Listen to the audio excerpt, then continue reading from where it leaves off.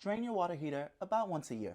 I'm Keyshawn, and it's your week 49 home maintenance reminder. It's time to drain our hot water heaters. Over time, sediment and minerals can accumulate at the bottom of your water heater, resulting from hard water. This can cause the machine to be less efficient and use higher energy. For this process, you'll need a garden hose and a screwdriver. Start by shutting down your water heater. If you have an electric unit, turn it off at the circuit breaker. If you have a gas unit, turn the knob to the pilot position. Be sure not to turn it to the off position, otherwise you'll have to relight the pilot. Next, shut off the cold water going into the tank. You'll notice at the bottom there's a drain spout. Connect the hose and run it outside or into a drain. Allow water into the tank by turning on any hot water faucet in the house.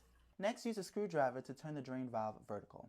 This allows the water to flow out and into the hose. It can take up to 30 minutes to drain. To flush any sediment that may be sitting at the bottom of the heater, turn the cold water on for about 20 seconds. Then turn it off. You're going to want to repeat this process about 2 to 3 times. Now that we've drained the water heater, it's time to refill it. Use a screwdriver to turn the valve off and disconnect the hose. Lastly, slowly turn the cold water back on, but be sure you have a hot water faucet open to avoid any air getting trapped into your pipes. Follow for more home tips.